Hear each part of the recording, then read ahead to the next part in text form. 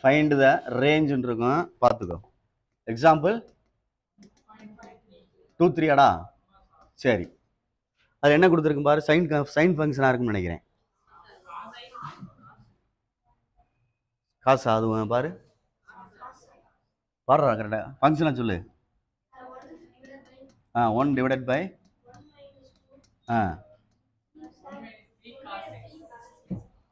எல்லாரும் அப்படி தான் இருக்காங்க. அம்மா இந்த பார்த்துக்க, ரேஞ்சு தானே அது. சரி ரைட்டு, இது சேம் ரேஞ்சு தானே. அதே சைமல்டேனியஸாக செய்கிற கணக்கு. அம்மா பார்த்துக்க, காஸ் எக்ஸ் கணக்கு அதே தான் சரச்சரன்னு செய்ய போகிறேன். இந்த பாரு, -1 to 1, இங்கே 3 இருக்குது, 3ஆல் மல்டிப்ளை பண்ண போகிறேன். -3 × 3 cos x ≤ 3. சரியான்னு பார்த்துக்கோ. சரியா, 3ஆல் மல்டிப்ளை பண்ணிட்டேன். முன்னாடி மைனஸ் இருக்குது, முன்னாடி என்ன இருக்குது, அப்போ மைனஸால் மல்டிப்ளை பண்ணுவோமா, இது என்ன ஆயிரும், +3 ஆயிரும். இது என்ன 3 ஆகும், -3. இங்கே மைனஸ் சேரும், -3 சேரும். இந்த லெஸ் சிம்பிள் இதான் மாறிடும். அதான் உன்ட்ட சொன்னேன், லவக்குன்னு எழுதி விட்டுறாத சொல்லிட்டேன்.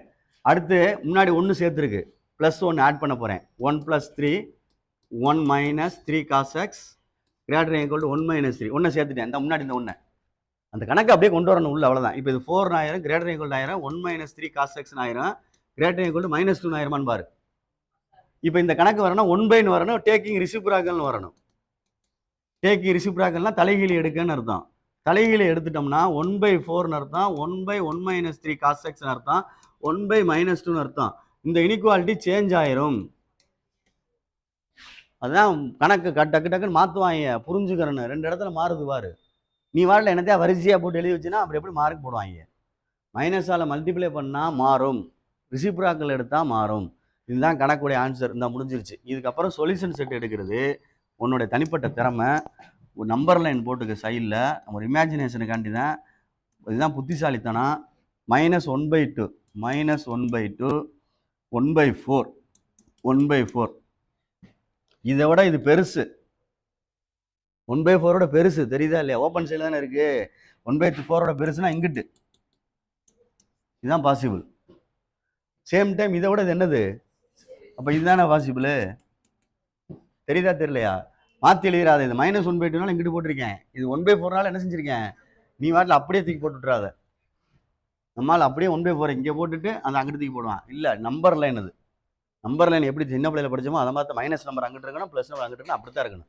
இப்போ எழுதுறேன், -∞ -1/2 யூனியன், பொறுமையாக எழுது, 1/4 இது அதனால் நாட் டிஃபைன் இன்ஃபினிட்டிவ். சரி ரைட்டு. இப்போ இங்கே ஈக்குவல் இருக்கனால க்ளோஸ் ப்ராக்கெட், இங்கே ஈக்குவல் இருக்கனால க்ளோஸ் ப்ராக்கெட், இது ரெண்டும் ஓப்பன் ப்ராக்கெட். இதுதான் ரேஞ்ச்.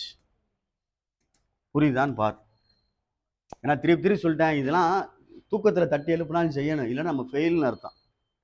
அப்பயே டிசைட் பண்ணிக்க. உண்மையத்தான் சொல்லிட்டேன், இதுக்கு மேலே இதை விளக்கம் கொடுக்க முடியாது. இந்த 2 கணக்கு சைமல்டேனியஸாக செய்யணும், அந்த 2 கணக்கு சைமல்டேனியஸாக செஞ்சினா